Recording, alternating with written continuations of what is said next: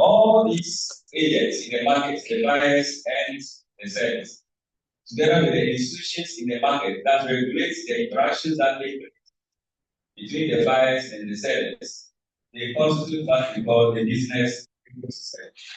So within the business ecosystem, you have buyers, you have sellers, and institutions that regulates the interaction that take place between the buyers and the sellers. In this particular course, our aim is to introduce economic framework for analyzing the interaction that take place between buyers and sellers. Business economics in this particular will present you with a practical approach to the analysis of the economic decisions that are being made by managers or various businesses or firms, in ways that these managers can mutually utilize their self-discovery. So in this particular, the basic concepts, methods, and assumptions of economics, and we answer the practical application of those in the analysis of economic issues, and understand the issues of analysis of economic issues or business decision making. The course will further help us understand how business can make sound managerial decisions, and to us how these sound managerial decisions can be through our analysis, economic analysis of the concept of supply, cost, production, trying to help us identify and estimate the cost benefit of various investment projects that want to embark on investment. It will help us understand the nature of the strategic transaction that usually take place among the global market. In the time, other issues like market failure and auction markets that are happening in business economics. So the course will help us by presenting to us the different tools and concepts of economics that require to make sound managerial decisions. Just like any other course. Just like any other course, we have certain learning outcomes. So we believe that by the close of the trimester, these learning outcomes would have been achieved. The first is that we aim to help you understand the market of business first. Or should I leave the mic? Or should leave the mic? Can you hear me? Those are the back and just all right, really those at the back and move a little bit forward so that if our microphone is not connected, then we can drop it. So by the close of the trimester, we hope that as we go through this course, we have developed the understanding of markets of business first. And by markets of business first, that is understanding the concept of demand, supply, and equilibrium analysis.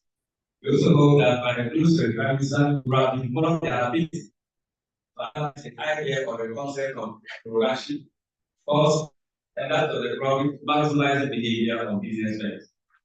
Also develop the understanding of the structures within which firms operate. In other words, the market structures within which firms operate.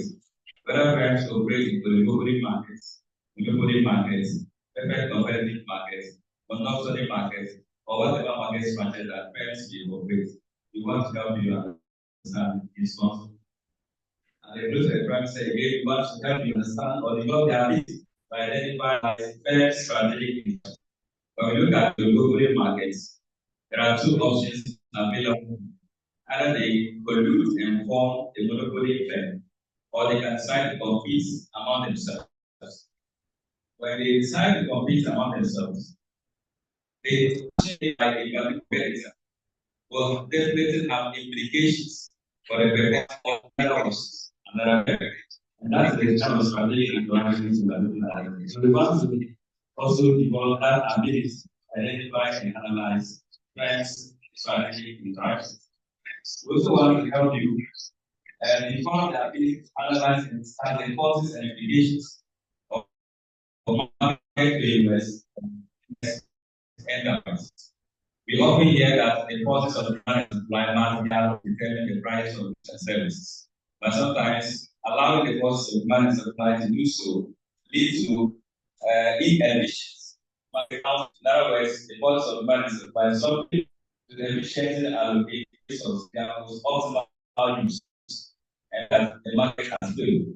And so most of it ability to analyze and discuss what problem to cause markets to fail and what are the implications of failures of market for the performance and the process. Now, at the heart of economic concept of scarcity of resources. Now, the scarcity of resources problem is a problem that does not only confront individual consumers, but it also confronts individual firms as well as governments or societies in general. So, basically, it's about this setting of the problem of scarcity. And what is scarcity of resources? Scarcity here refers to the idea that our needs and wants are unlimited, but the resources are rather limited. And so we have this scarcity problem confronting individual consumers, firms, and other societies for them. Also, the scarcity of resources that individuals, firms, and governments face, there is often the need for individuals to make certain choices because you don't have all the resources available to do for all that you want. And so you are often confronted with the idea of making a choice by putting the scarce resources available to you to their most optimal use as you make a choice. When you make a choice, however, it results in what is cost. Cost here refers to the right. Well, as basic so most basic and the problem that I have it may not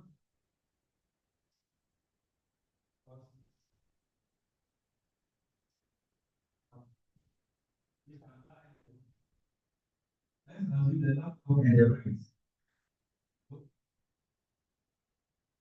If you decide to make a choice of buying a laptop and paying the rest, then you will not be able to what?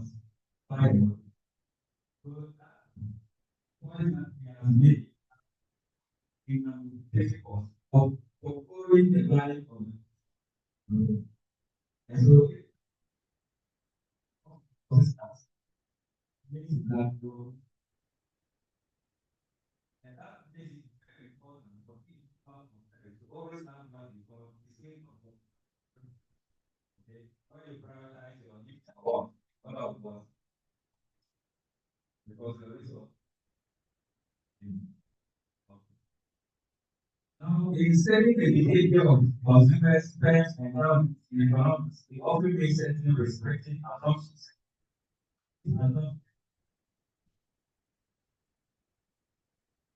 Why do we make a lot of assumptions in economics as we go over complain about? Assumptions are necessary. Otherwise, we cannot say corporate behavior of human corporate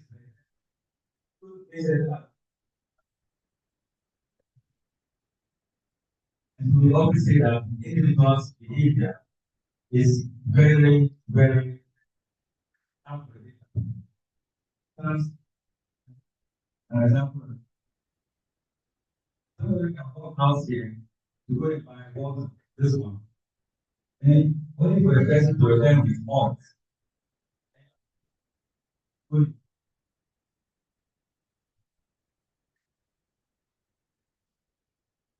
And the result of the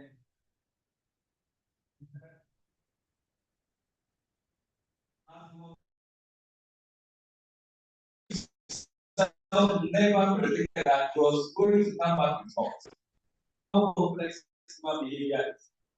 And so in economics, we often try to make certain relations to enable us to study the behavior, the complex behavior of human beings. Sometimes we don't even understand ourselves. That's how complex our behavior is. We behave in ways that we cannot do this.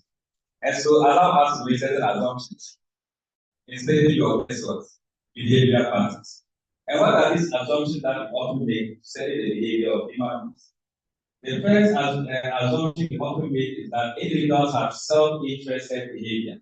In other words, sorry, this is just by the way, today a foundation for our business economics. So we soon start. This is just to run through, okay, in relation to the economics. Okay. Now, the first thing we often make is that we believe that human individuals have some interested behavior. In other words, each and every one of us here has a particular preference or set of preferences. And we will always work so hard to meet or to satisfy those preferences. And so that's the first assumption we often make in order to study the behavior of consumers or individuals. The second assumption is that we assume it will respond to incentives. In other words, employees of various business enterprises respond to incentives. So if you want individuals to work harder, and you have to incentivize them, when you introduce at the workplace, individual employees will often respond to these sort of incentives. But of course, these assumptions have their own limitations. It's not every individual who responds to incentives.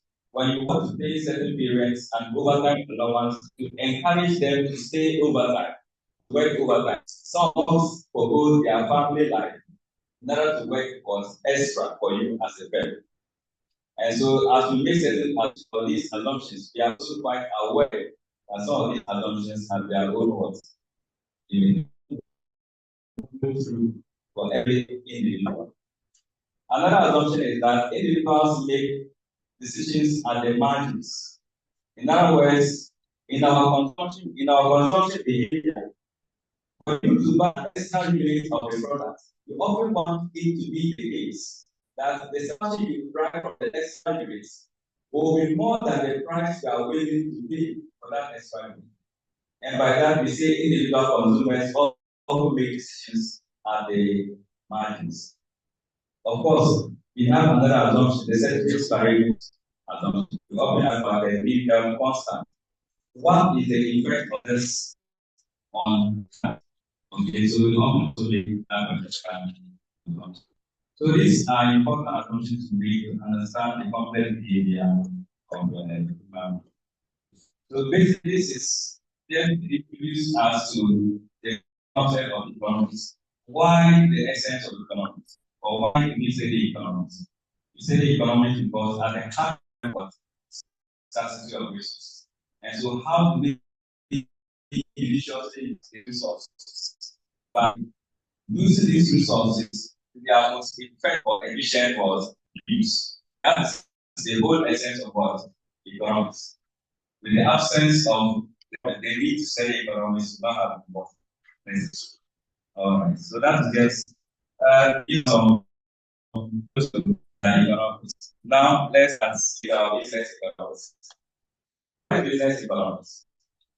Business economics basically is about how we can apply the concept of economics to the analysis of managerial decisions to enable a firm or firms to be able to achieve desired objectives, given the fact that resources operate with ours and living. And so in business economics, our interest will lie in the idea of applying and quantitative methods. And by quantitative methods, we mean statistics. How we apply economic theory as well as quantitative methods to help the manager make effective managerial decisions. So from now on, let's assume ourselves to managers of various firms. All right, so that is basically the application of economics concepts, assumptions, together with that of quantitative methods to help the manager make what effective managerial decisions.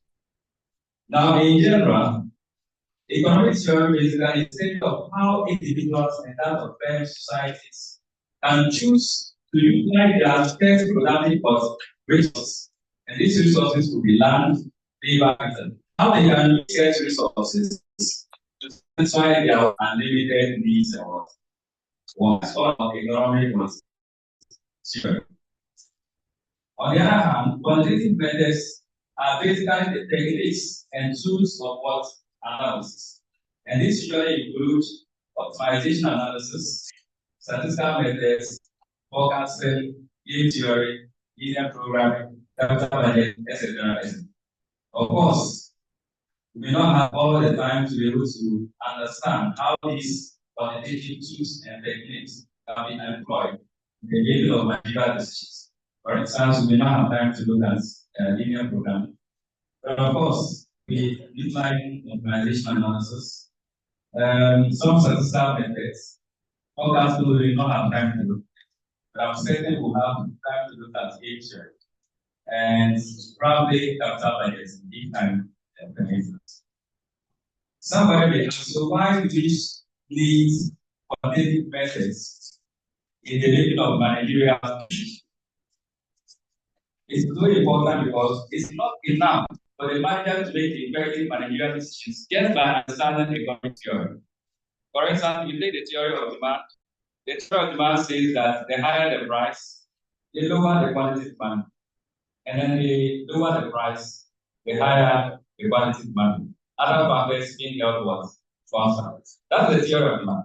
You ask yourself, if the manager of the firm understands the theory of demand, how will the manager of the firm employ this theory of demand in the making of managerial decisions regarding how much to price the product of the firm and how much or the quantity of the output of them itself?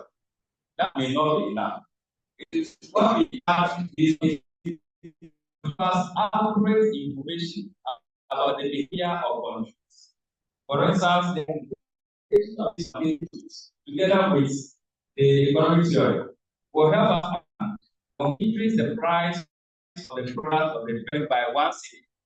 Quantity demanded for the firm product will fall by 4 units, by 10 units, by 20 units, by 10,000 units. You understand? So it is the qualitative that will apply together with the economic theory that will make these manipulations very effective. Let's understand the theory of demand is that the higher the price, the lower the quantity demand. The question is, by how much will price increase to bring about a particular change in quantity of demand? Economic theory will not tell you that. It is when you combine that with the quantitative method, this particular piece of information, relevant information, will be produced for the firm to be able to make effective decisions.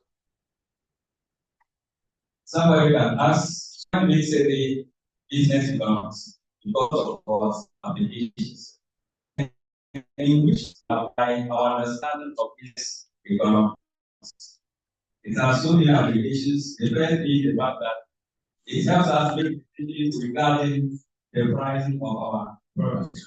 As a firm, once you set up to plan to produce a particular product, what should come to your mind is also ask yourself, how much am I going to price the product I'm trying or plan to produce? Because at the end of the day, the product has to be sold. Question is by how much? The amount at which the price of the product will be set will depend upon the market structure in which the firm is situated. If the firm is situated in a competitive market structure, it means the firm is going to be a price taker, not a price maker. And so, no matter what you do as a firm in a competitive market, you are going to be a price taker by selling your product as a prevailing market price. But if your firm is located or is operating in a monopoly market structure, that means that the amount of control over the pricing of your product. And that means you are going to be a price maker and not a price taker. So it is the business economics that we are going to study here that will help us understand the structure of the market in which our firm operates, and thereby enable us to think about how we can price the products of our firm. We can also apply business economics in forecasting and estimating the demand for the products of the firm. What is equal to demand? And so the business economics help us to forecast the demand that we are producing to meet. For instance, if you are currently producing to meet the next quarter demand for your products, question is what is the demand for your product in the next quarter? So that it will tell you the amount of resources to put into producing that amount of work output to meet that particular potential demand. And so business economics will help us forecast and estimate the demand of products.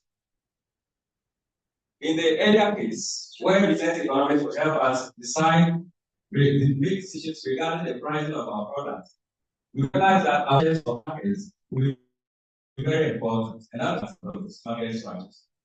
In the next case, where business economics can help us forecast and estimate the demand for our product, we realize that our understanding as managers of the nature of demand will be very important to enable us to forecast the demand for the product of the firm.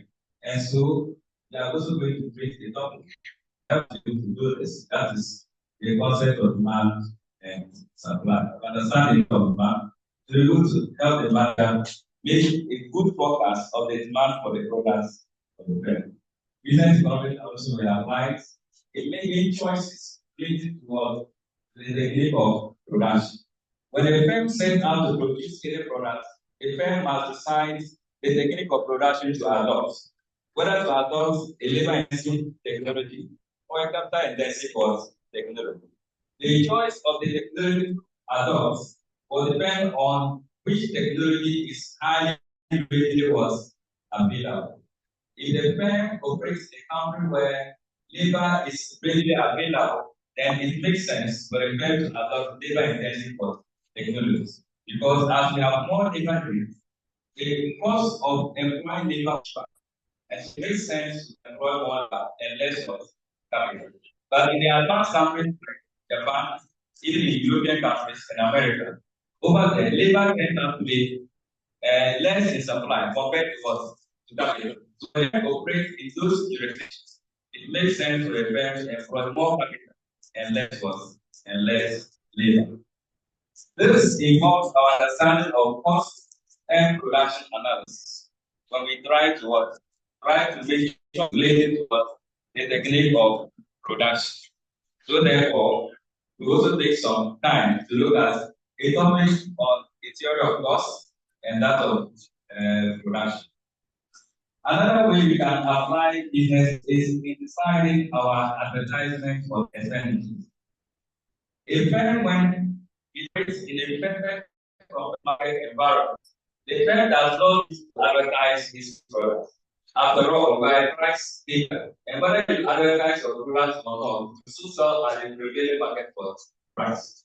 However, they can operate in an imperfect market condition, like a monopoly market and a monopoly market, a monopoly market or different type of market structure.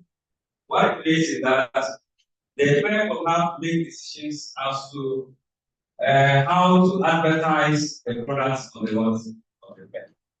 And if you want to advertise the product of the firm, will come with another decision regarding how much to spend on this. Not just the cost of advertising, but of course, you also have to decide the nature of transmitting the information about the product to the final consumers.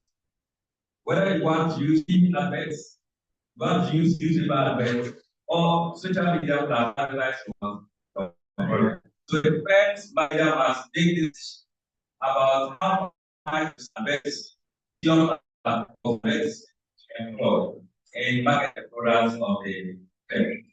Again, this will involve understanding of optimum advertising was established under imperfect market conditions. We may do this not certainly as a topic, but just in passing. So look at something like that in our lecture.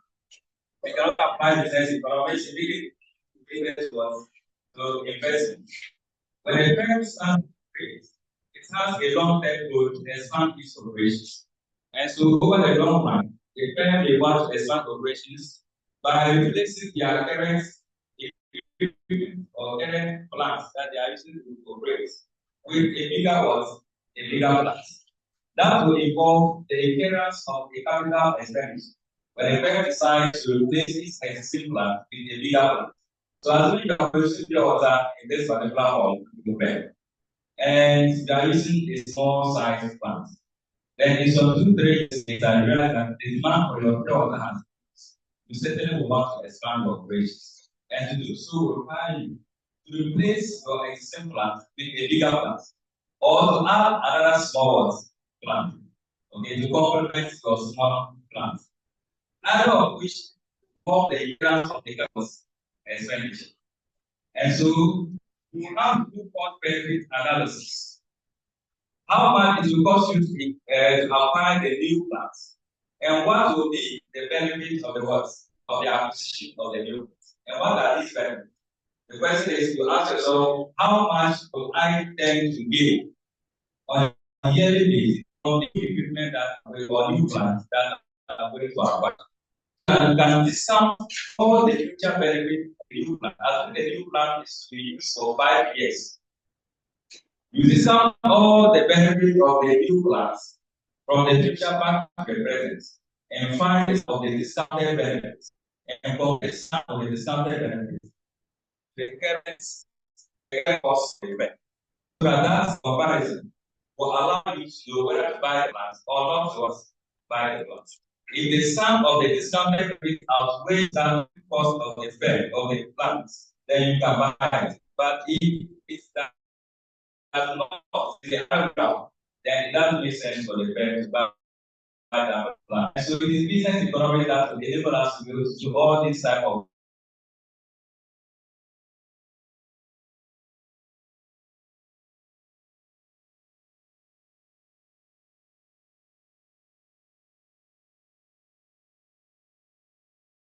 What are the objectives of firms?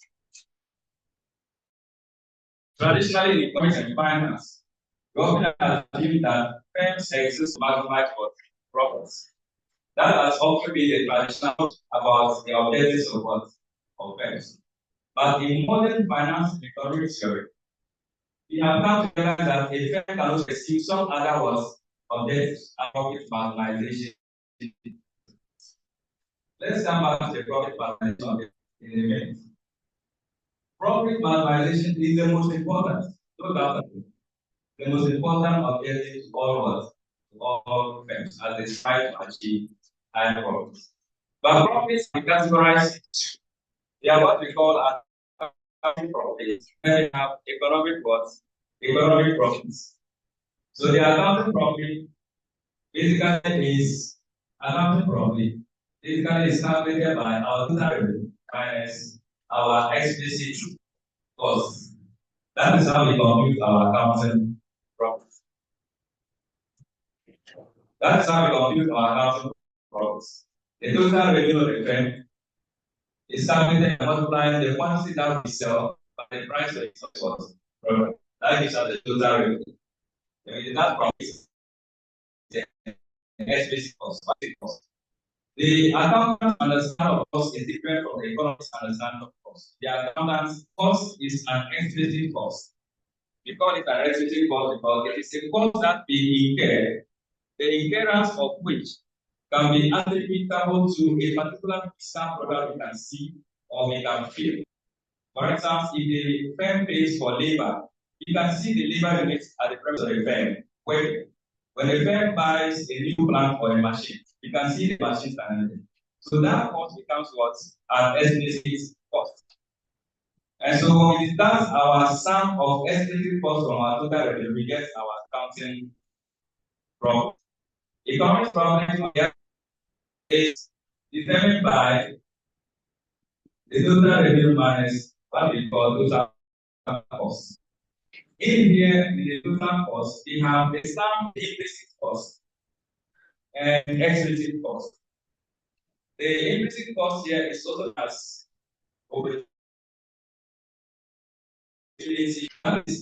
the cost of the best alternative for one, making cost.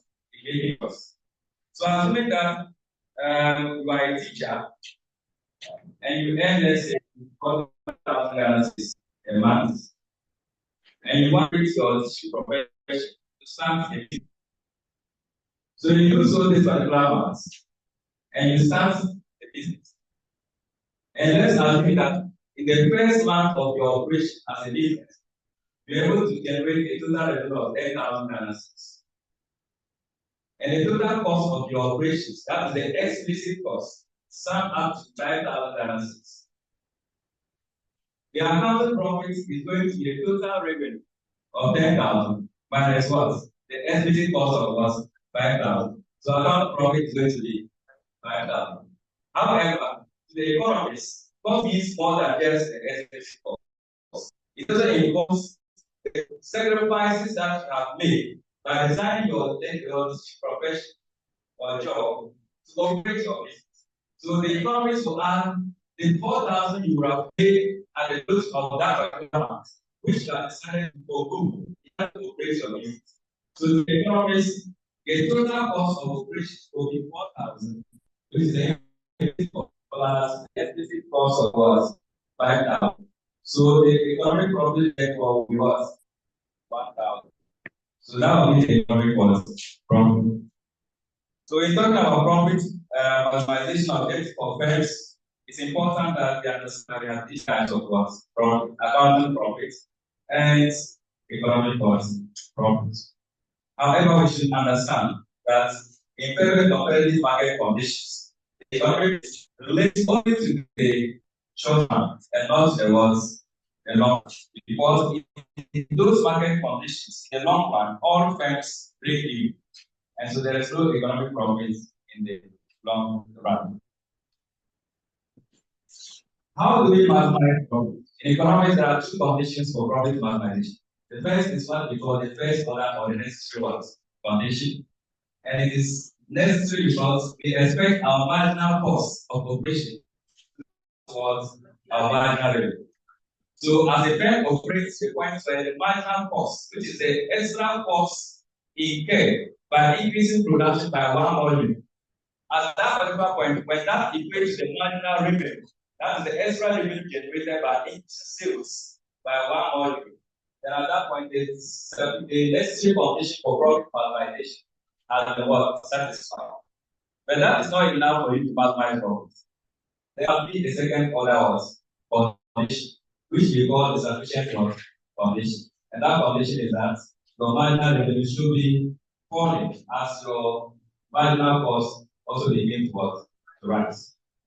So when these two conditions are met, then we can say that the firm is maximizing profit by producing a particular level of output at that particular point.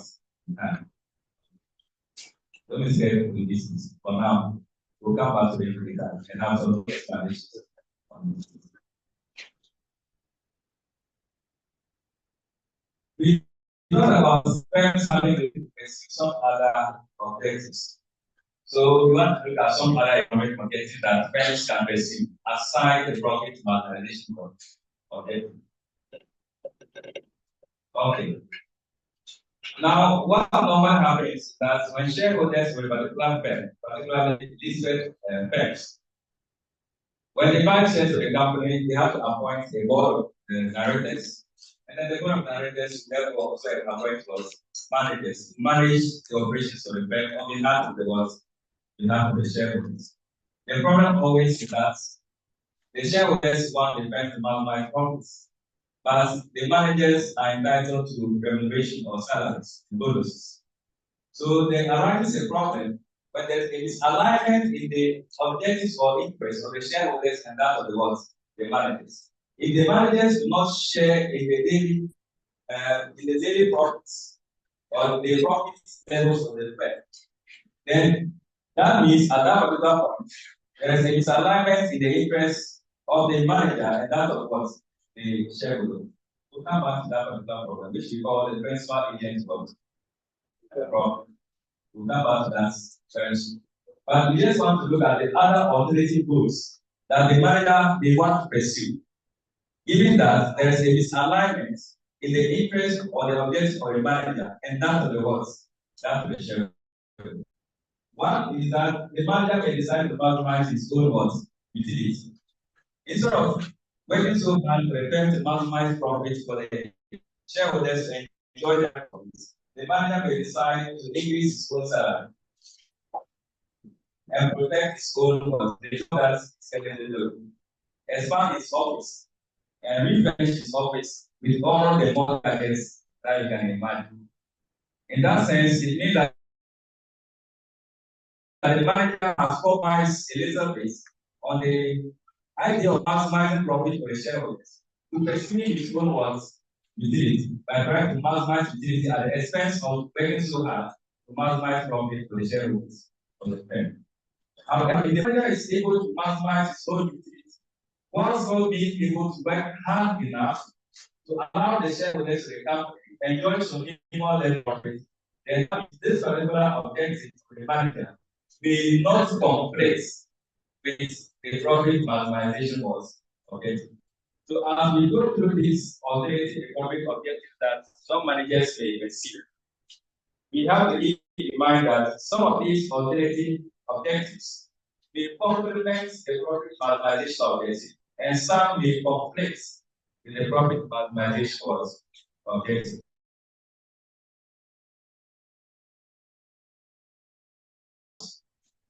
That is what rational event. And so what it means when managers report higher desire to maximize their own utility at the expense of maximizing profits, then these two objectives will conflict instead of complementary. Another matter may be avoided, and these objectives may be sales.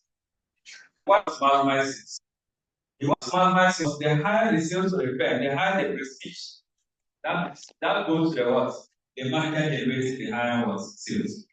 Higher sales will also allow the manager and the firm to be able to access what? Credit from banks. Because you can leverage on the higher what? Sales that your firm is generating to go in for bigger what? Loans to invest in profitable projects. The firm they also want to increase sales revenue because when they increase sales revenue, it strengthens their position in the market. In other words, they are able to expand their market share in the industry in which the firm operates. So that would be another objective of a particular manager. And we can all clearly see that this particular objective is very likely to also maximize profit for the firm. Because the higher the sales, the higher the likelihood that the profit levels for the firm will also be what? Maximized. So these two objectives, sales maximization and profit maximization, will be complementing each other. The next is prevention of entry and avoiding risk. A manager who does not prioritize maximize profit and decides to pursue a different objective of preventing of competitive threats, and as well as avoiding the taking of what unnecessary risk, which can jeopardize the position of the. So that will be the objective of the particular manager. He will pursue policies that will ensure that entrants do not have access to the market. And he will also take certain risks, which can jeopardize the ability of the firm to maintain their share of the market. So, for example, currently the MTN dominates the telecommunication industry. They can appoint a manager today whose interest or objective will be to make sure that no other company joins them in the industry. Because they want to maintain their market share in the industry. So if they allow a firm to join them, the firm will compete their current share.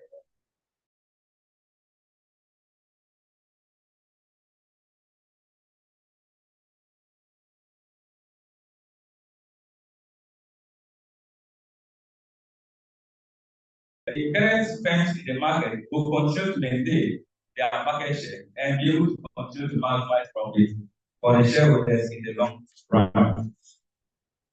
A manager may also decide to pursue a satisfying behavior objectives. Every firm or company has a number of stakeholders. Stakeholders are firms, consumers, employees, shareholders, managers, and the society in which the firm even operates are various stakeholders of the firm. And so the firm has to meet all these stakeholders. So you can appoint a manager to operate or run a firm, and the manager's objective will be to pursue the satisfying behavior. An objective that they call satisfying behavior. Satisfies,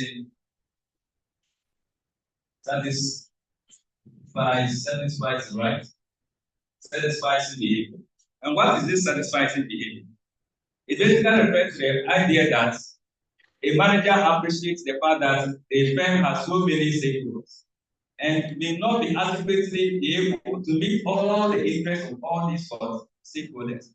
So the manager may just pursue an objective of doing what is just satisfactory to all the stakeholders of the world, the firm.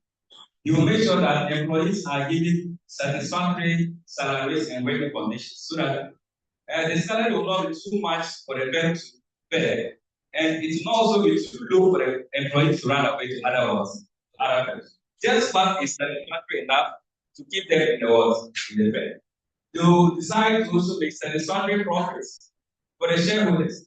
The profit will not be enough too much for the firm to be unable to pay, but it's also too low to discourage the shareholders and make them sell off their shares and move to different companies. And by that, we say that the objective is known as the satisfying behavioral objective. Just doing what is enough to just satisfy all the stakeholders of the world. Okay. And by that, we can see that it may or may not conflict with the profit maximization objective. So overall, if you look at the satisfying behavior, it's likely not to conflict with the profit maximization behavior, and maximization was objective that the firm wants to pursue. Another manager may decide to pursue a long-term survival objective by making sure that they pursue policies in the industry to sustain the share of the firm in the market into the long run. So they will just be concentrating their efforts in making sure that they pursue policies that will secure the position of the firm in the industry into the long run, instead of maximizing profits. Again, this also complements with the profit maximization objective. Another way designed to maintain as an objective with profits. A firm can be profitable without being liquid. Liquidity here refers to the idea of a firm being able to have enough cash to finance their current or even long-run operations. That is liquid. A firm can be profitable on paper, but not liquid. Because if most of your sales that will generate high profits are done on credit basis, adequate credit sales will give you high levels of profit on paper, but it will not be liquid. So another firm manager may decide to pursue the objective of maintaining high liquidity for the firm to make sure that the firm is always in a sound financial position to finance the operations of that particular company without necessarily having to look for extra funds from banks in the form of loans. So as we have already looked at, a firm goes simultaneous. So a firm can decide to maximize profit at the same time pursue their long-run survival. Or a firm can decide to maximize profit at the same time maximize sales. So a firm can decide to pursue goals simultaneously. However, with the primary objective or goal be the maximization of profits. We have also noted that there is often a principal agent or owner manager of profit when there is a misalignment in the interest between managers and that of shareholders. And when that problem arises, the managers of the firm, if they do not share in the success of the day-to-day operations of the firm, what they are likely to do is that they may substitute hard workers for hard work. Because they know that if they work so hard for the firm to maximize profits, they will not get a share of that particular profit. So why would they kill themselves to work so hard for the shareholders to enjoy high profit? So the managers they have a tendency to substitute for leisure for hard or diligence for work. So shareholders are aware of that. And one way to solve that particular principal agent problem is to introduce what we call incentive contracts, where the shareholders will tie the performance of the managers to performance. And so, if you are able to generate higher profits for the firm, the shareholders can compensate you additionally by giving you share part of the profits, or by giving you additional some shares of the company, making you not just a manager, but at the same time a shareholder of the world. They can also decide to give you performance bonuses. They will set targets for you. If you are able to make us, let's say, $3 million profits like close of this financial year, we will give you $100,000 in performance bonuses. By tying the bonuses or the incentive for the manager to performance, that has solved the principal agent problem. However, exactly how the manager will respond to these incentives depends on the manager's preferences for leisure and work. If the manager is said that his marginal utility of any extra seat that is promised him is not equal to zero, then the manager is likely to work hard in order to attract these incentives.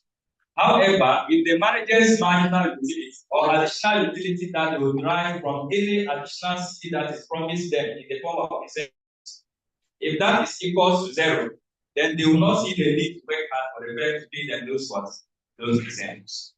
So what the manager will do will depend on the manager's marginal utility for any extra seat that is promised them in the form of incentives. When it is equal to zero, they will not work hard. When it is not equal to zero, then they will work hard to attract those incentives. And in the end, the managers will be able to work so hard, generate adequate profit for the shareholders of the firm. Any questions? All right. So we are done with the first slide. We want to now turn our attention to look at the second slide on the theory of demand, supply and market.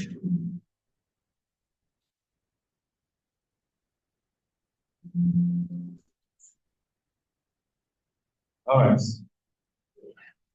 Any questions? Yes.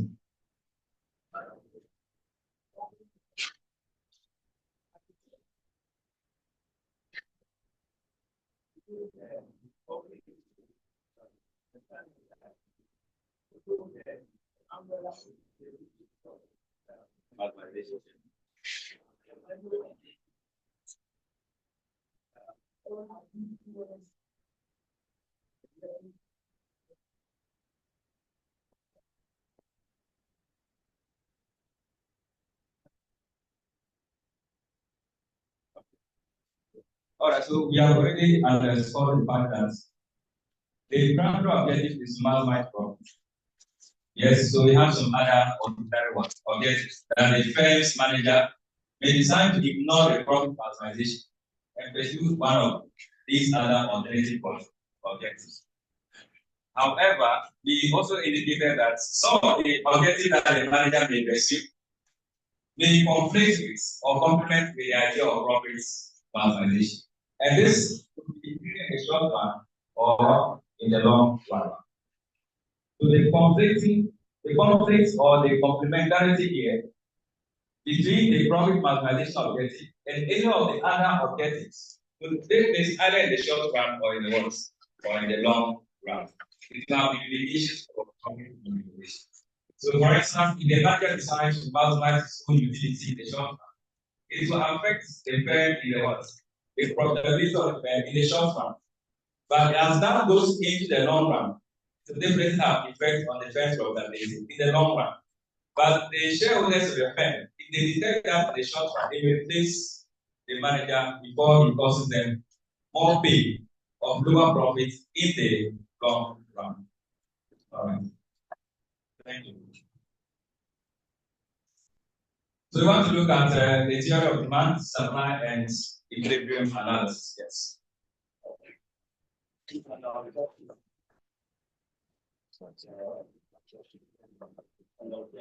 the objectives, yes. Okay. Prevention Of entry of other firms and avoiding risk. and then like long run survival. Long run survival. Also, it's like Long run survival. Here the objective of the manager is on the long run. How the firm can survive into the long run. So his interest is how the firm can survive for a long period of time. So all that he can do to make sure that the firm keeps its market share into the long run, he will actually do it. Because his interest is to see the firm exist into the world, into the long run. So you can see that one way he can actually accomplish that is to also pursue policy that will prevent the entry of other ones, of other new firms into the industry, which will at least support his objective of having the firm sustain their market and then operate into the world, into the long run. So the 2 points are actually made, but one leads to the other.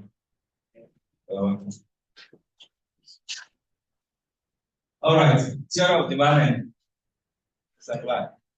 So let's see how we can quickly go through this. We said that the manager must understand the nature of the markets to be able to forecast the demand for the products of the what? Of the firm. So we want to understand the nature of the markets.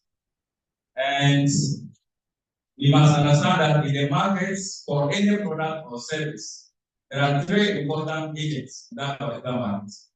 And what are these agents in the market? We have the buyers, we have the sellers, and what's the third one? The consumers are the same as the buyers. Price. Not the price, not the goods. Information. So in any market, there are 3 big agents: buyers, sellers, and information. Without buyers, there cannot be a market. Without sellers, there cannot be a market. And without certainly information, there can't be a market. Buyers must know where to buy the products. And so they need information to know where to buy the products before a market can exist. Without that information, a market cannot exist. There won't be a market. There will be an exchange between the buyers, sellers. For example, if you're looking for a pen drive to buy, there may be somebody in this class who sells pen drive. I don't have that information. I'll never know. And if he doesn't also have the information that I want to buy a pen drive, there will never be a market between the 2 of us. So without information, a market can never exist. So keep that in mind. And if there is time, we'll look at the topic on information economics, but if there's no time, we will not be able to do it. So what is a market? We define a market as any arrangement that allows buyers and sellers to interact in order to exchange goods, services, or resources at a particular price. That is what we call a market. A market may not necessarily be a physical place where this interaction between buyers and sellers take place. It can also be an online platform where buyers and sellers interact to exchange goods and services. That is also the market. Now, in the market, as we have just said, there is an interaction that takes place between buyers and sellers. We describe that in economics as a circular flow of economic activity, where the buyers and sellers interact to exchange goods and services. And there's always a payment flow, which takes place in an opposite direction to that of the physical flow. When the households in the market, for instance, supply labor units to the firms, the physical resources are the labor units that go to the firms. But in exchange for that, the firms must pay wages and salaries to the households for supplying them with labor. Again, the same thing applies when households supply land or rent land to firms. The land then goes to the firms, and in return, the monthly payment flow from the firms to the households. So there is always a counterclockwise movement between the the payment flow, and that of the fiscal flow. So they take place within the what? Within the market. And we can categorize market into output market or product markets, where we sell finished goods or products. Where finished goods or products are sold, we call that the output or the product market. Then we also have input markets, where factors of production or resources are bought and sold or are exchanged at particular prices. We call that market input market. Examples of input markets is the labor market. So in the labor market, we have households supplying labor units to firms, and firms demanding labor units at various wages and salaries. And so the reward for labor is wages and salaries, the labor market. Then we have the capital market, where households that have excess cash are able to lend money to firms who are in need of the excess cash in order to invest or expand their business.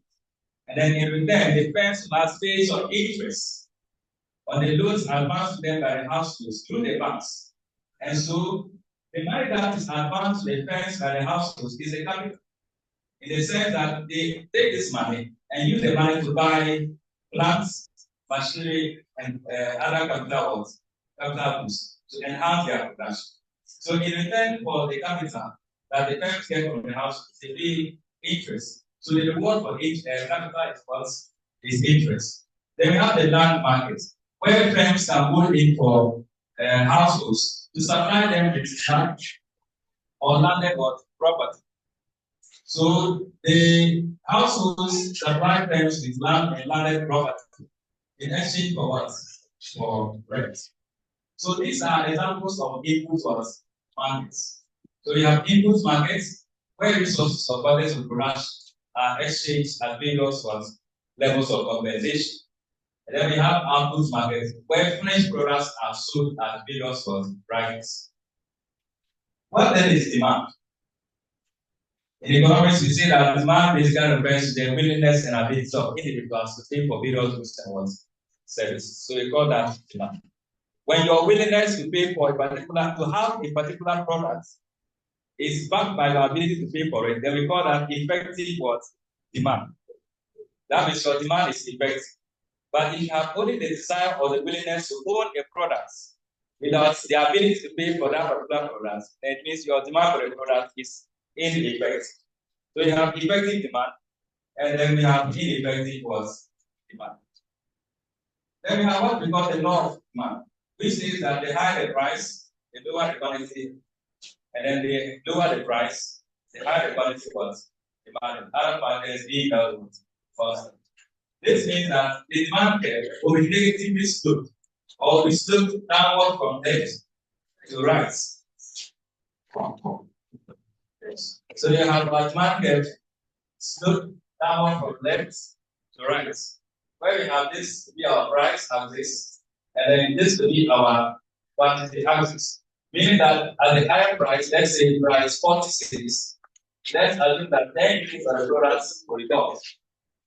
At price 26, let's assume 20 units of the products will be bought. That means when the price is high, less is bought. When the price is low, more is bought. And that tells us the nature of the demand in the market. Meaning that the demand curve is negatively slow. So this is our demand curve. Somebody may ask, why is the demand curve negatively slow? Why is the demand curve negatively slow? So there are a number of reasons to explain the negatively slow nature of the demand. The first is, you want to say something? Feel free to make a contribution or to ask a question. As I said, at any point there is a disconnect in the flow of information. Please ask a question or solve us and let us understand what is wrong with your flow of information. Now, there are a number of reasons why the demand curve is negatively slow. The first reason is that of what we call diminishing marginal utility. Diminishing marginal utility. How does this explain the negatively slow nature of the demand curve? It does, because as rational consumers as we are, anytime we want to buy an extra unit of the product, we do so at the margins. Remember that. Remember, we make an assumption like that consumers always make decisions at the margins. And that means that for us to buy an extra unit for a product, we want it to be the case that the price we are going to pay for the product is less than or equal to the marginal utility that we stand to benefit from buying the product. This is what we call the diminishing marginal utility. As more and more units of the product is consumed, addition to total satisfaction falls. So what it means is that when the diminishing marginal is set in your consumption of a particular product, you are going to be unwilling to pay the same price for subsequent units of the product as you did in the earlier case. So assuming that you are a density, then you're going to buy one plastic bottle of bottle. After drinking the first bottle, your level of taste has reduced. Let's assume the first bottle was bought at 36. Now you go in for a second bottle at 36. At that point, your interest in getting the third bottle will be significantly reduced because you are not as thirsty as you were before taking the first bottle. So as a rational consumer, you want it to be the case that for you to buy the third unit, then the supplier of the water must be willing to reduce the price from 3 cedis, let's say 2 cedis 80. If the supplier of the water refuses to reduce the price from 3 cedis to 2 cedis 80 pesos, you will not buy. Why are you not buying? Because diminishing marginal utility as what? As set in.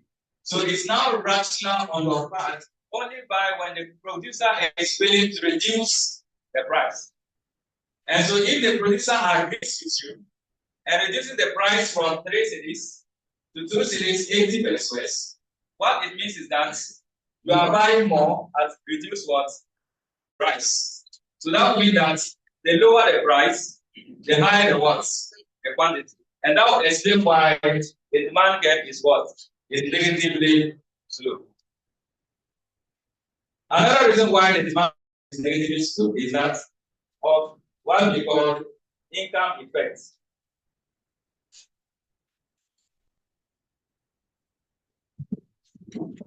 We call income effects. Income effects basically is the idea that the real value of your nominal income has increased, given that there is a change in a decrease in the price of the product that you consume. For instance, if you buy on daily basis, let's say 18 of milk. All right. Assuming on daily basis, every morning you buy 18 of milk. Every you buy 1 tin of milk. That's for an example. And let's assume that yesterday when you went to buy a tin of milk, it was 10 cedis. And let's assume today you go to buy that same tin of milk, and the price has reduced from 10 cedis to 5 cedis. The price has reduced from 10 cedis to what? To 5 cedis. You are going to spend the same 10 cedis you often spend on a milk every morning. But today, you are not going to get 1 tin of milk. You are going to get 2 tins of what? Of milk. Meaning that with the same nominal income, the real value of your nominal income has what? Has increased. The real value here is the quantity of goods and services your money income can buy. That is the real value of what? Of money. So that means the real value of your 10 cedis has increased in terms of the quantity of milk you can buy from 1 tin of milk to 2 tins of what? 2 tins of milk. What it means is that when the price of the product falls, the real value of your money income increases. So the quantity demanded for the product also increase. Do you understand that? So I'll take that again. When the price of the product falls and you spend 10 cedis on the product each morning, and the price of the product falls from 10 cedis to 5 cedis, what it means is that in nominal terms, your money you spend on the product each morning still remains at what? 10 cedis. But in real terms, the real value of your 10 cedis has increased in real terms from 1 cedi of milk to 2 cedis of what? Of milk. So we are saying that when the price of the product falls, the nominal income, when the price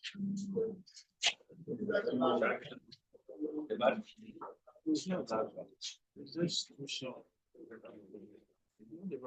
The mic is short.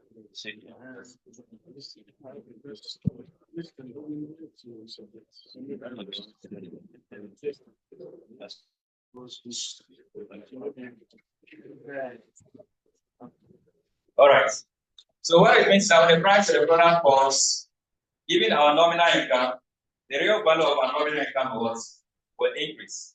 And the demand for the product will automatically also increase. Then the vice versa. The same thing applies when the price of the product increases. That means the nominal value of our income remains the same, but the real value of our income, and that means the demand for the product also fall.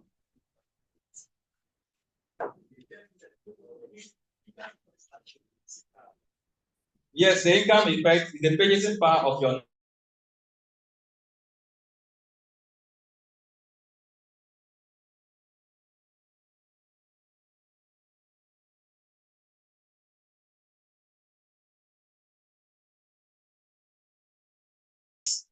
because substitution effects.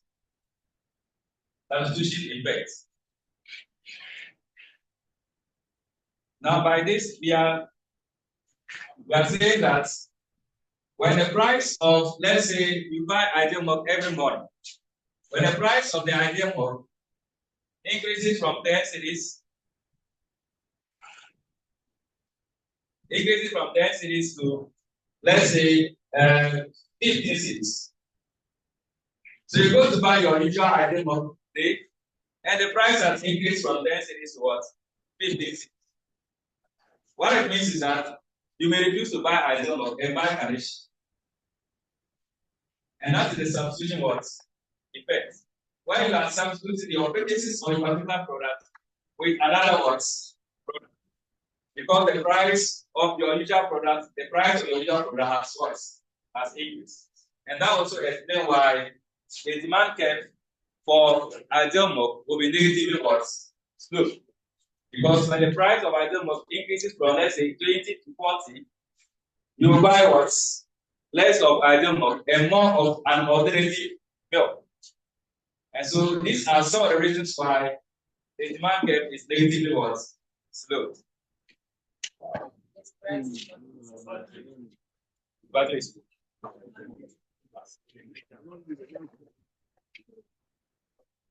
Any questions? All right, so that is the law of demand and why the demand curve is negatively sloped. Now, what are the determinants of demand? What factors influence the demand for a product? A number of factors are listed here as factors that are the determinants of demand. The first is the price of the product. From the law of demand, we already know that the higher the price, the lower the quantity. And then the lower the price, the higher the quantity. So that is the number one determinant of what? Of demand for a product. The second is income available to the households. Households with high levels of income have high demand for goods and what? Services. And so the higher your income, the higher your demand for goods and what? Services. And then the lower your income, the lower your demand for goods and what? Goods and services. Then we have accumulated wealth. Our income is different from our wealth. We'll come to that very soon. So households, as they accumulate more and more wealth, their demand for goods and services also what? Increases, because they have so much wealth to spend. But if they have less work, accumulated work, then their demand for goods and services will reduce. Then we have taste and preference of the household. Taste and preference of the household. Maybe I should be at one place. This particular point. Taste and preference of households. Now, a household can raise some research findings about a particular product that they were not consuming previously, and that can shape their taste and preference for that particular product. For example, if you were not consuming, let's say, beetroot, and you are told that beetroot has a lot of health benefits, and you want to enjoy these health benefits of beetroot, you will now begin to develop some taste and preference for what? For beetroot. The other time I read some research findings about the amount of sugar in plantain. And so that reduced my taste and preference for what? For plantain. Because the findings have indicated that if you take one slice of plantain, the finger, the amount of sugar in it was so high that I was scared of consuming that amount of sugar anytime I plantain. So that research finding that I read influenced my taste and what? Preference for plantain.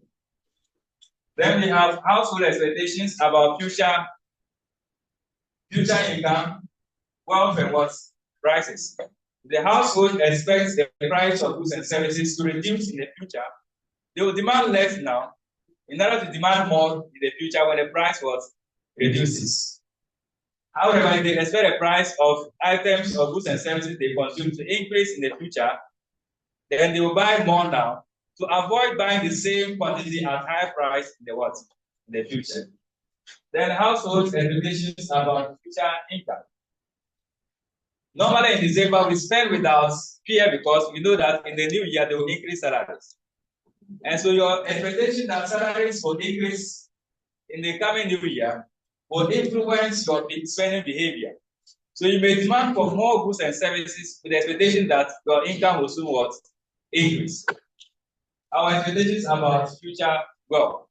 If you feel that your wealth will increase in the near future, then it influences your consumption patterns. You consume more with high expectations of increased future wealth, and you tend to consume less with high expectations of future decline in what? Future decline in your wealth. Now let's take some time to differentiate between quantity demanded and demand for a product. When we talk about quantity demanded, we basically referring to the amount of a particular product in quantity that the household is willing to pay for and has the ability to pay for within a given period of time.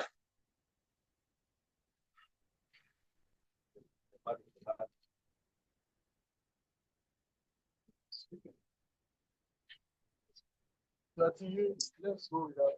Okay.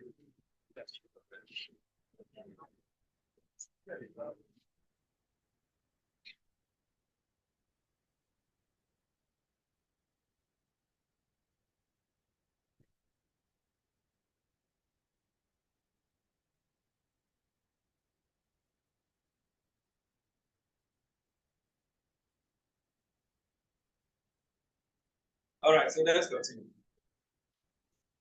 So the quality of a product that a household is willing to buy at a particular price over a given period of time and has the ability to pay for is what we call quantity demand.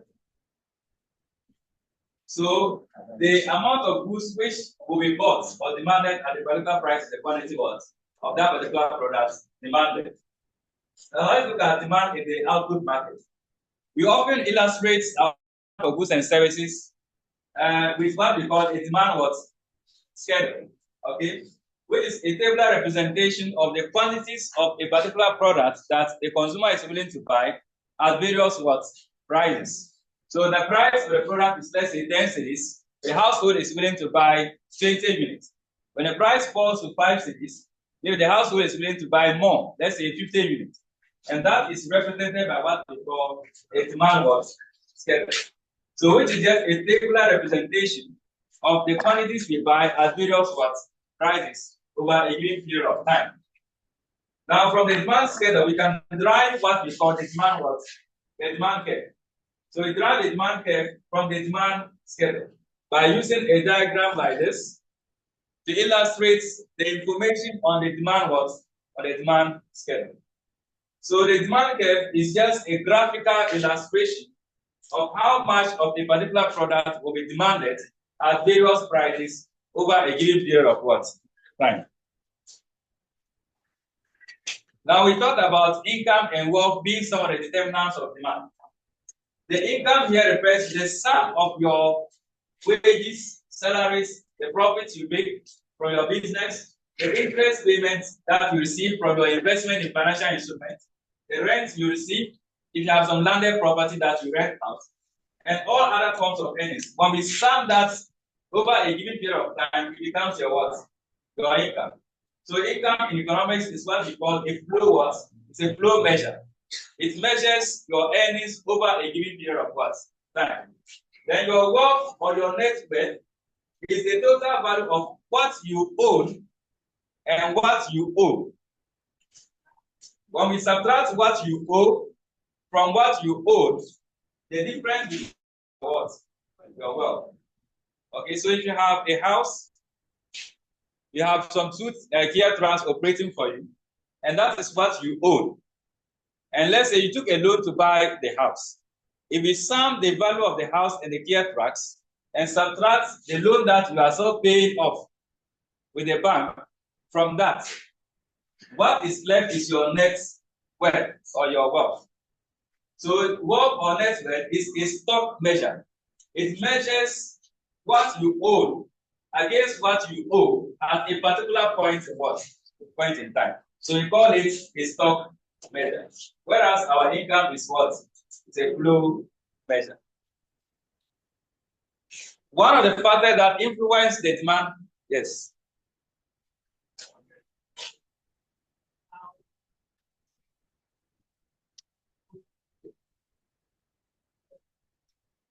Instead of, yes. So we can, of course, do the analysis with either households or what? Or individuals. Individual consumers or household what? Consumers. But we often refer to the consumers, individual consumers in the context of a household because we are looking at the various participants in the market. And these participants in the market are the firms and the households. Normally in your consumption behavior, when you buy a product home, we assume that we are going to share the consumption of that particular product with a particular group of people who eat together. Okay? So you have your family that you often consume with. And so the standard unit of measuring consumption is the household, not the individual. But to simplify sometimes some of our examples, in order to make the explanations very clear, we refer to the individual consumers instead of the what? The households. So the standard unit of measuring consumption is the household because you consume any product you buy together with some other people that you consume with together, okay, as a household. So basically, a household is just a unit of people who cook and eat from the same pot. Okay, so we call that what? A household. They share responsibilities together and they do virtually all things what? In common or together. So we call that a household. Yes, so you yourself and your dependents, you constitute a household because you all eat from the same pot and you share responsibilities, financial responsibilities, health responsibilities, and other forms of social responsibilities together. We said that another factor that can influence the demand for a product is the price of related what? Product. Normally, we have different types of goods. Products can be related either in the form of what? Substitute or what? Complement. But we have some other types of goods known as normal goods and inferior goods. Now, these normal goods are goods that respond normally to the law of demand. So we call them what? Normal goods. Say that the higher your income, the higher your demand for those normal goods. And then the lower your income, the lower your demand for those goods. So any good that has that particular characteristic, say that anytime your income increases, you buy more of that. And anytime your income falls, you buy less of that. It qualifies as what? A normal good. Then we have inferior goods. They behave contrary to the law of demand. They are saying that when the income of the consumer increases, he buys less. When his income falls, then he buys more of those what? Of those inferior goods. In order to save more money to buy what? To buy normal goods. Now there is no clear example of what qualifies as an inferior what? An inferior good. What is a normal good to you somewhere is an inferior good. And what is inferior good somewhere is a normal good some other places. Over here, when you go to buy food and you don't buy meat, the seller will look at you again. Because he doesn't understand why you should buy food without buying what? Meat. One of my friends in Taiwan, is a PhD. In their class, they give you extra marks of 10 or 20 for not eating meat. So over there, if you don't, they consider meat to be an inferior product. So what is inferior there is to us a normal good. Probably what is an inferior good here also, to them is what? A superior what? And so there is no clear-cut example of what constitutes an inferior what? Good. It depends on the geographical setting in which you find yourself. A good can be inferior or can be a normal good. All right, then we have substitutes. So goods that are said that you can completely replace other goods in performing a particular function or giving the consumer a given level of satisfaction is what we call a substitute. So substitutes are goods that give the consumer the same level of satisfaction, so that the consumer becomes indifferent as to which of them to choose. Ideal milk, pink milk, carnation, all these are milk. And so either you get ideal milk or you get pink milk, they are all going to perform the same function, going to give you the same level of what? Satisfaction. So they are substitutes. In our analysis, in our perfect what? Substitutes. When we say perfect substitutes, these are goods that are identical what? Products. We are going to make an assumption that the goods that we are dealing with in our analysis in business economics that we call substitute goods are imperfect substitutes. In other words, they are substitutable to some point, but not entirely. If goods are perfect substitutes, it makes some of our analysis impossible. So moving forward into the subsequent topics that we will be covering, our assumption of substitutes will be that of imperfect what? Substitutes. Then we have complements. These are goods that are used together to give the consumer a particular level of what? Satisfaction. So your car and the petrol that you buy, they are complements. They must be used together to give the consumer the same or a given what? Experience of driving or satisfaction. Now it's important to point out that in terms of substitutes, the relationship between the price and the demand for substitute goods is it positive or negative? The relationship between the price and the demand for substitute goods, is it positive or negative? It's positive. In the sense that when the price of ideal milk increases, the demand for pig milk will also what? Increase. Assuming the two products are the only products on the market. And when the price of ideal milk falls, then the demand for pig milk will also what? Will also fall. So that means that in terms of the relationship between price and quantity for substitute goods is what? Is positive. In terms of complements, is what? Is negative. Please keep that in mind. Very soon when we start with our little calculations, we'll need that particular what? Understanding. Okay. We are building the foundation for our subsequent what? Topics. So complement is negative. The coefficient is what? Negative. When the price of petrol increases, the incentive to buy a car will fall. And so the demand for cars will also what? Fall.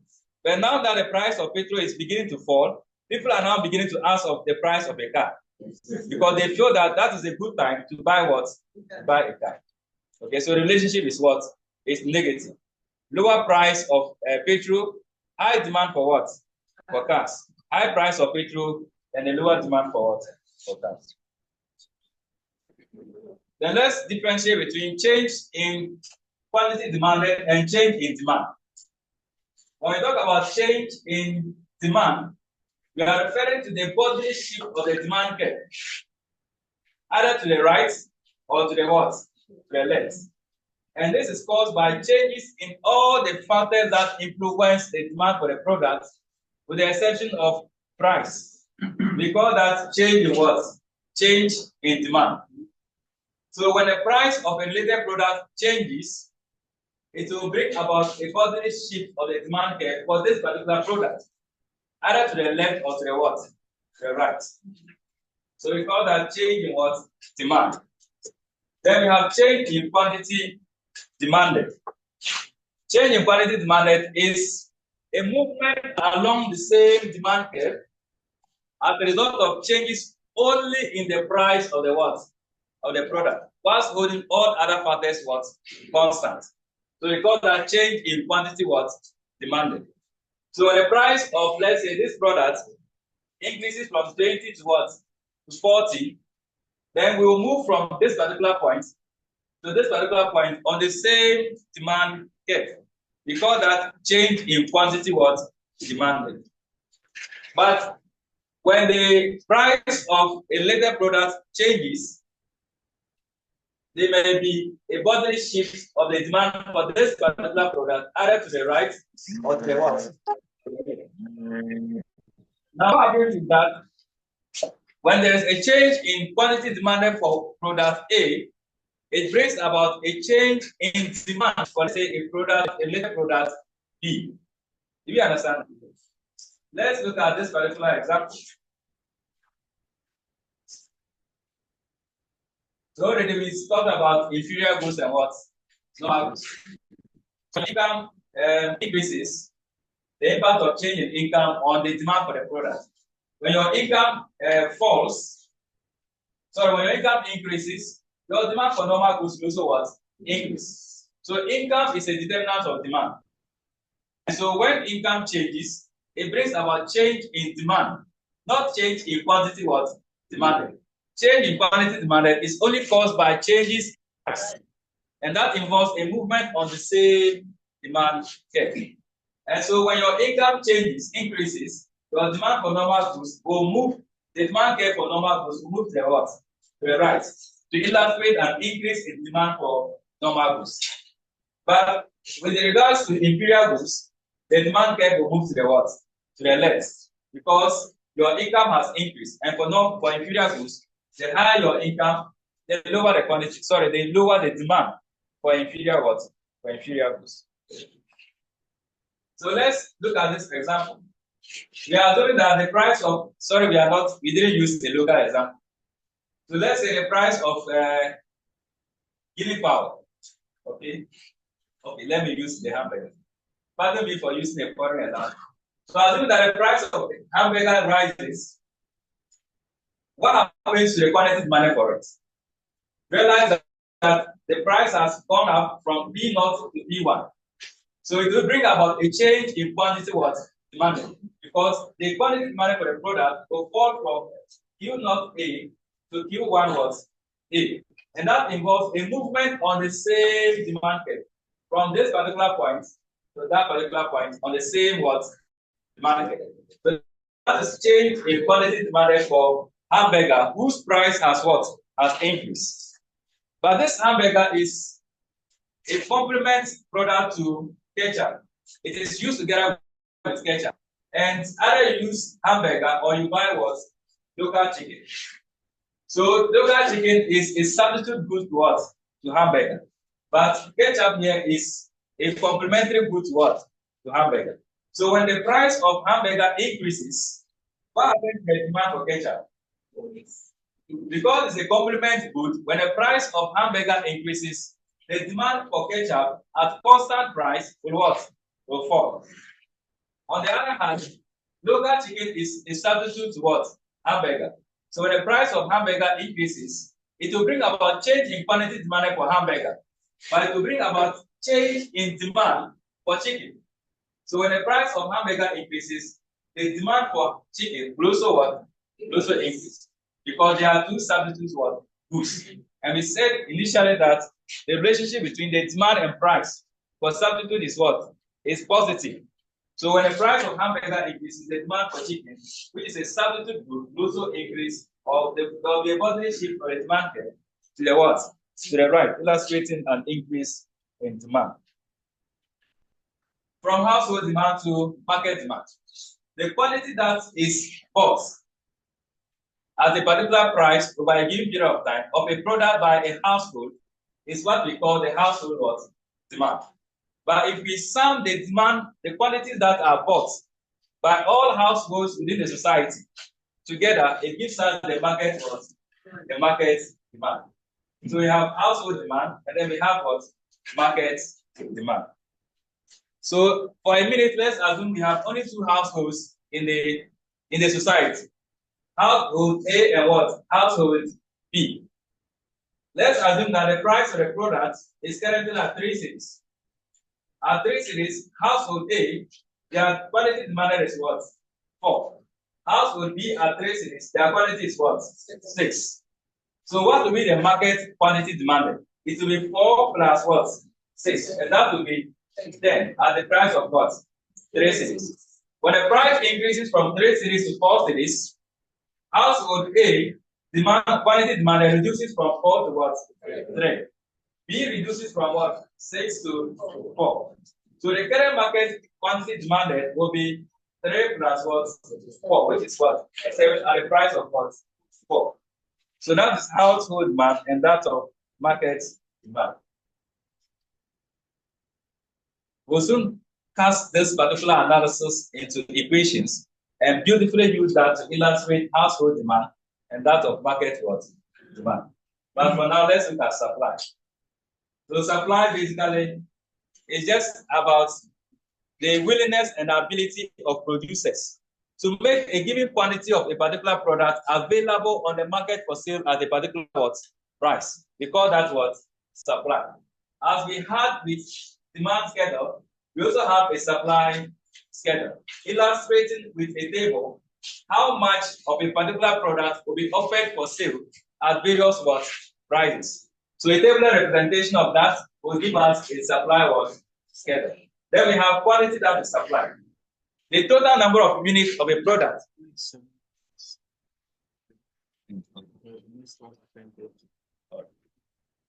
The quantity of a product that is offered for sale on the market at a particular price is what we call quantity supplied. Then we have the supply curve. A graphical representation of the supply schedule will give us the what? The supply curve. So this is a graphical illustration of how much of a product is offered for sale in the market at different what? Prices. So we have, with the case of supply, the supply curve is positively what? Slope. So we have our price and then our quantity. So this is our supply curve. The supply wants to maximize profit. So when the price is low, let's say at 10 cedis, it supplies 12 units. When the price goes up to 20 cedis, then maybe it supplies 24 units. So this is the nature of the supply what? The supply. Okay. Then we have the law of supply, which says that the higher the price, the higher the quantity that is what? Supplied. And then the vice versa. Other quantities being held what? Constant. And so you can see that the relationship is what? Is positive. Because the supply curve is positively what? Slope. Determinants of supply. So the price of the product is a key determinant of supply. When the price is high, you supply more as a firm. When the price falls, we supply less. Then the cost of producing the product will also affect the quantity that you are able as a firm to supply. And the cost of production depends on a number of factors, including the price of inputs. If the input price like labor capital increase, What it means is that the cost of production also what? Increase. And the suppliers will reduce their quantity that is what? Supplied. Because some of them cannot afford the high cost of production, so they will supply less. Then another factor that influences the cost of production is technology. If a firm is able to discover a technology that reduces cost of production, then they are able to supply more. Then we have the price of related products. That also affects supply. Assuming that you are a farmer and you have 2 acres of land to produce, and you are producing currently maize and let's say millet.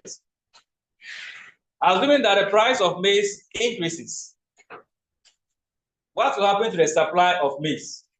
Millet. The supply of millet will what? Will reduce, because you now want to substitute the production of millet with that of what? Maize.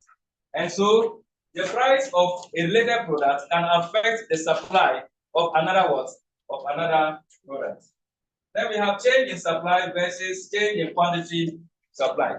Just like change in demand and change in quantity demanded, change in supply refers to the movement on the same what? Sorry, the bodily shift of the demand or the supply what? Okay, either to the left or to the right, as a result of changes in the factors that influence the supply of the product, with the exception of what? Price. On the other hand, change in quantity supply is the movement on the same supply curve as a result of changes only in price, whilst holding the other factors what? Constant. So we call that change in quantity supply.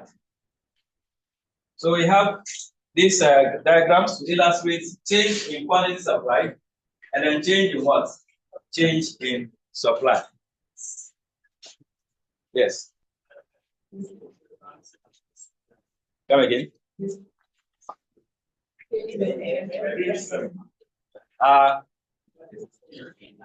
Taste and preference. Taste and preference affect demand. Does it affect supply? The taste and preference of the supplier has no basis for how much of a product he supplies. It's the taste and preference of the consumer that influences or induces the supplier, so the consumer, to have some taste or otherwise for a particular product. So taste and preference may not influence the supply of a product. Yes. Your taste is yes.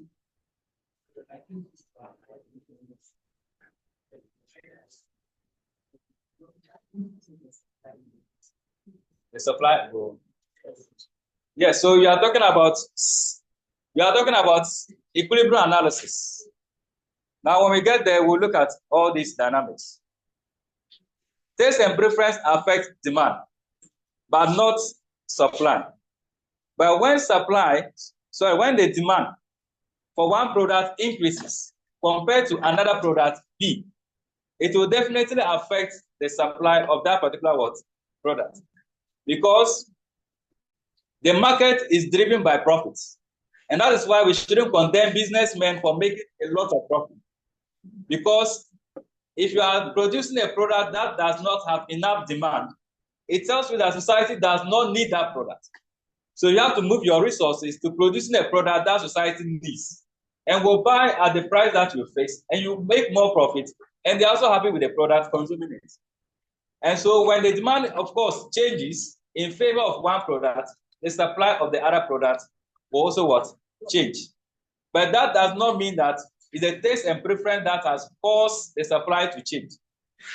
Other factors can cause the demand to change. It's just the interplay of demand and supply that will tell producers where to shift their resources. But a producer's taste and preference for a particular product does not matter. You are producing to meet the demand of your consumers, not your own demand. Yes.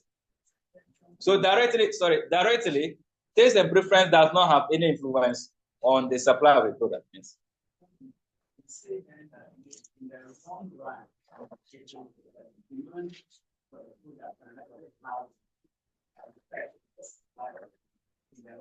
No, that is what I'm saying. Demand will certainly have an effect on supply. When you are supplying a product that has low demand, it means that demand is going to affect your supply in the sense that it tells you society does not need what you are supplying. That is why the demand is low. So move your resources to supply them with what they need. Okay? But producing to meet your own taste and preference does not matter. What matters is producing to meet the taste and preference of your consumers. So that means taste and preference affects more of demand and less of what? Supply. But in the long run, certainly changes in demand will have effect on what? Supply. Okay. So we have individual supply and market what? Supply. Wrap up with this. Yes. So we'll wrap up with this so that you can go for a short break before your next session. So we have individual supply, the quality of a particular product offered for sale on the market by a single firm is what we call individual supply at a particular price. But the sum total of the quantities offered for sale by all the firms put together for that particular product will give us the market what? The market supply. So again, we have this diagram here. Assuming for a moment there are only two firms supplying a product in the market. Firm A and what? Sorry, three firms. A, B, and what? And C. So when the price of the product is 1.75, firm A supplies 5,000, firm B supplies 10,000, firm C supplies 10,000. So what will be the market quantity supply? 5,000 plus 10,000 plus 10,000 will be what? 25,000 at the price of what? 1.70. When the price increases to 3 cities, suppliers will want to supply more. So firm A increases supply from 5 to 10,000, B increases from 10 to what? 10,000, and then C from 10 to what? 25,000. So 10,000 plus 30,000 plus 25,000 will give us what? 25,000. That becomes the market cost, the market supply. At the price of what? 3 cities. Okay. Now, equilibrium analysis. Equilibrium analysis has a lot of interesting things we want to discuss there. So the time will not be enough for us to do that. But let's look at the individual supply and what? Individual demand and market supply and market demand in equations or quantitatively. So that we can close with that one.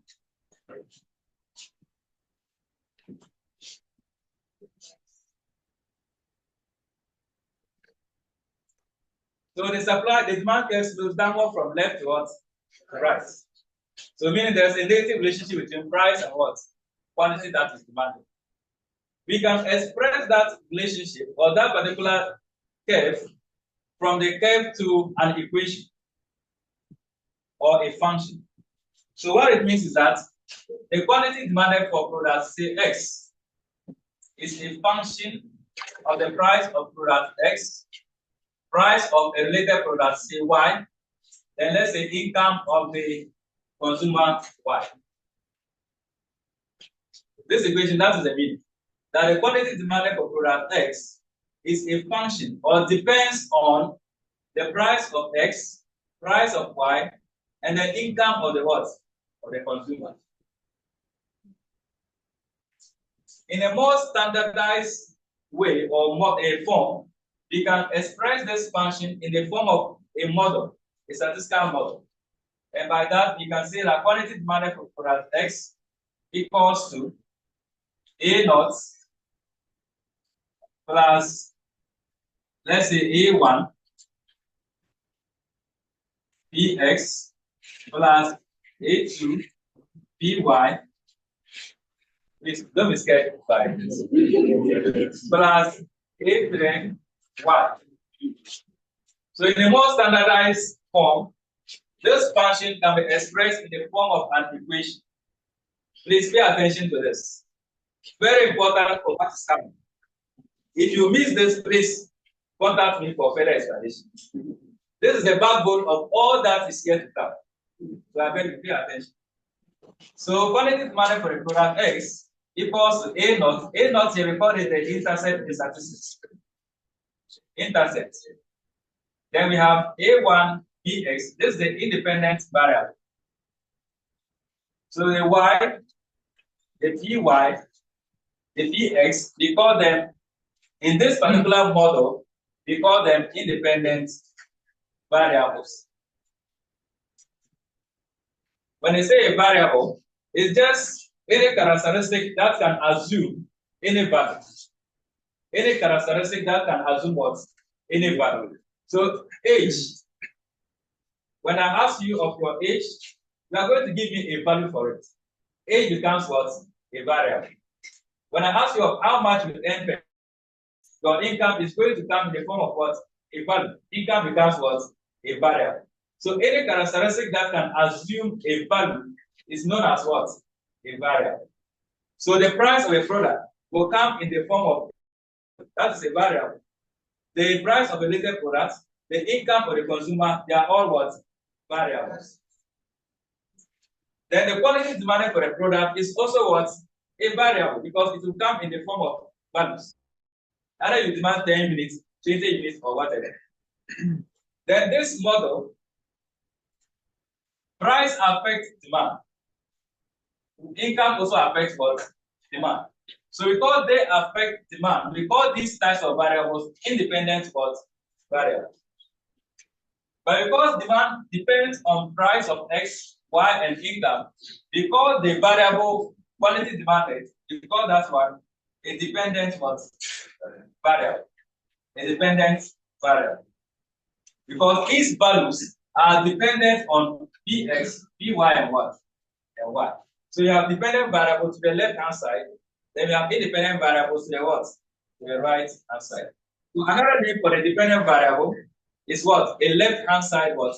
Variable. Because it's located on the left hand side of the model. Then another name for independent variables is what? Right hand side variables or determinants, because they influence demand. Okay, so you can also call them determinants or independent what? Variables. Now, anytime Px changes, because demand depends on it, demand will also what? Change. When income of the consumer changes, because demand depends on it, demand will also what? Change. So that's why we call demand the dependent what? Variable. Now, this intercept,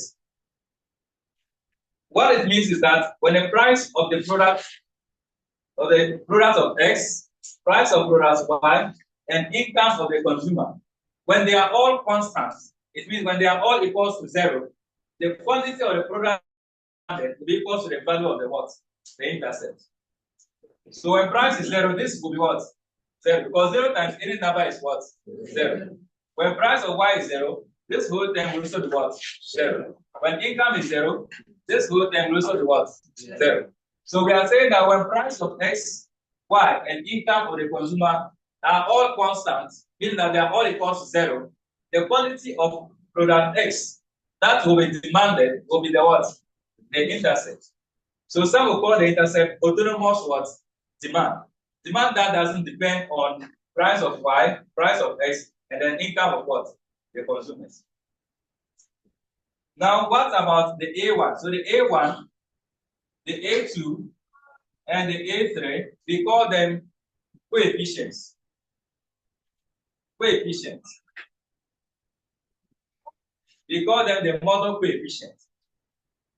And these coefficients, they tell us the amount or the extent to which the independent variables affect the dependent variable. For instance, if the price of X increases by 1 cent, by how much will the quantity demanded for X change? Will it also increase or decrease by 2 units, 5 units, 100 units? That will be answered by the coefficient of X, price of X. When the income of the consumer increases by 1 cent, by how much will quantity demanded for the product change? It will change by the coefficient of income, which is what? A3. Do you understand that? So the coefficients, they tell us the extent to which the independent variables affect the dependent variable. As we said, it's not enough to know the law of demand, but it makes sense and gives us more information if you combine the law of demand with quantitative what techniques. So, for instance, if the price of X changes by 10 cedis, we know that it will affect the demand. The question is, by how much will demand be affected? Demand will be affected by the coefficient of the price, which is AY. When income changes by 100 cedis, by how much will demand change? Demand will change by the coefficient of the what? Of the income. So to make it more illustrative, assuming that the quantitative demand for X equals to 10 minus 5px plus 3py minus 100y. So let's try to interpret this so that we can go and take some rest. This is the intercept, right? And UDX is our dependent variable. Then is our intercept. And the intercept means when Px is 0 and Py is 0 and y is 0, the QDX will be equal to what? 10. So that is the quantity that is demanded when the independent variables are constant or are all equal to what? 0. Then we have Px, the coefficient of Px is what? Minus 5. The coefficient of Py is what? 3. The coefficient of y is what? Minus 100. So let's interpret it. What it means is that when price of X changes, the quantity of X will also what? Change. So the interpretation is that when the price of X increases by 1 cedi, the quantity demanded for X, QDX, will it increase or fall? Why will it fall? Price has increased.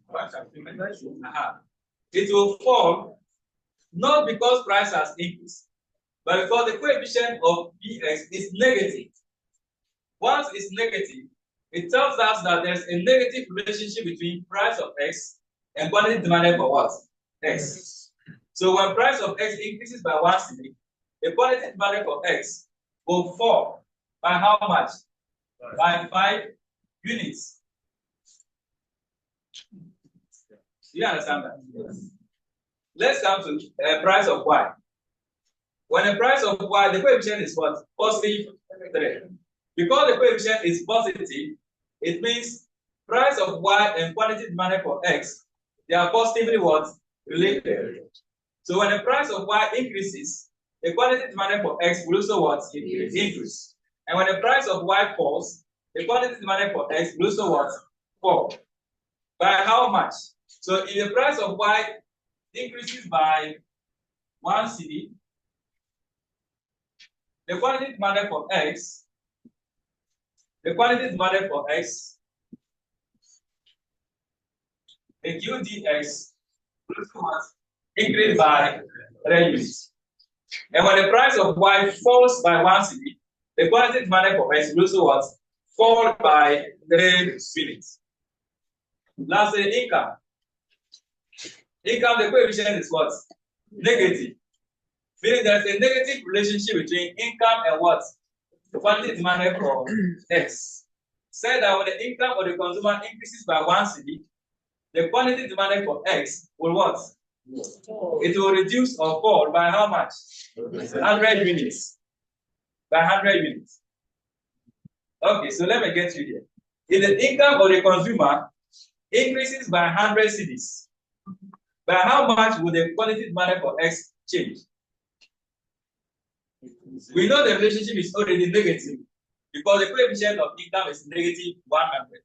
And we know that when income increases by 1 cedi, the quantity demanded for X will fall by 100 units. The question is, how about if income increases by 100 cedis? By how many units will the demand for X fall?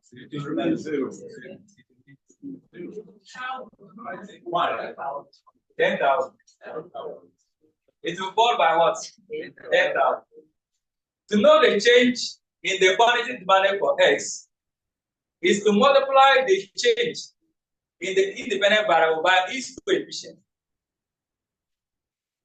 So here, if price income increases by 1 cedi, the effect that change in income will have on demand for X will be to multiply the 1 cedi change in income by the coefficient of what? Income. And 1 times 100 will give us what? 100. So meaning that when income changes by 1 cedi, the quantity demanded for the product will fall by what? 100 units. If income changes by 10 cedis, the effect on demand will be to multiply the change in income, which is 10 cedis, by the coefficient of income. So 10 times 100 will give us what? 1,000. Meaning that when income changes by 10 cedis, the demand for product X will fall by what? 1,000. Yes.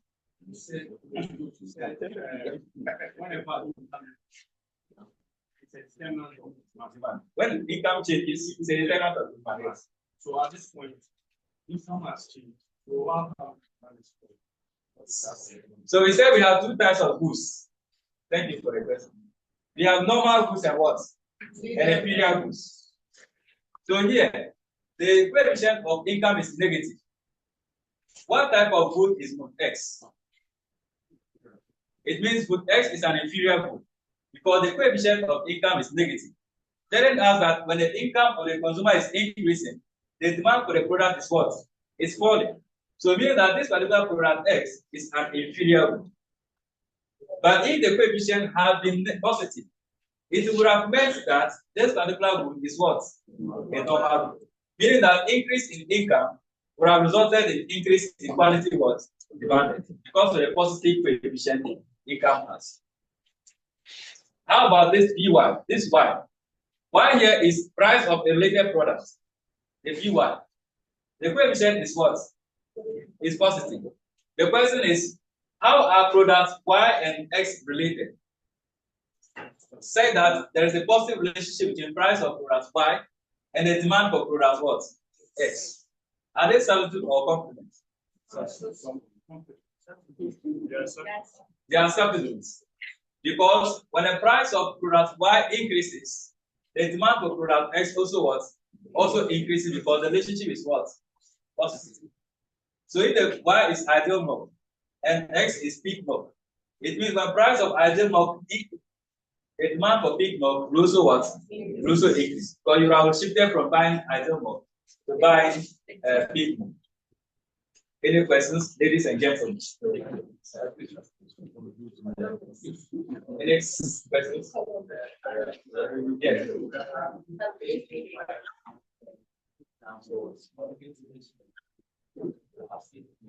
Supply. I wanted somebody to answer.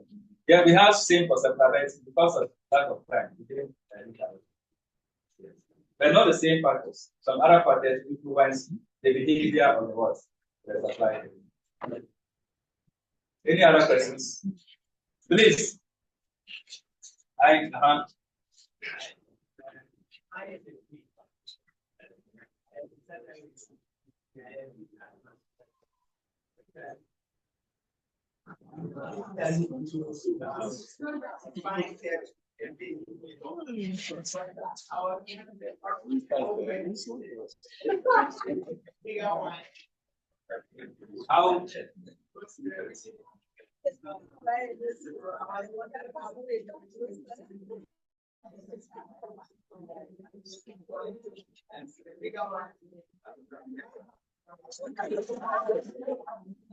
All right.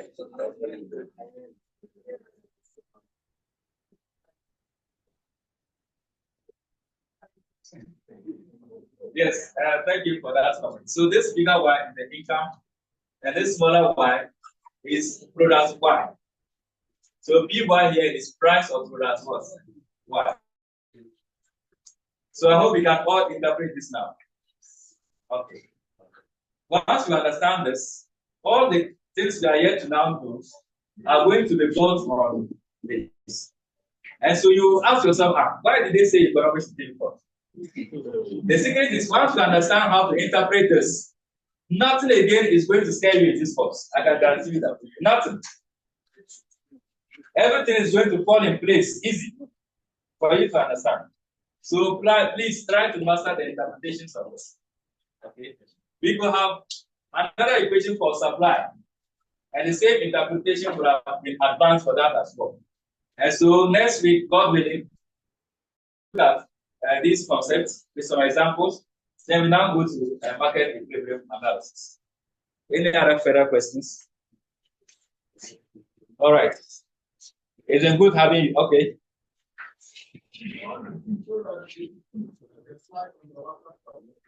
We can the WhatsApp platform. Okay, I'll put it on. All right. It's been a good morning, and thanks for coming. All the best, and see you next week.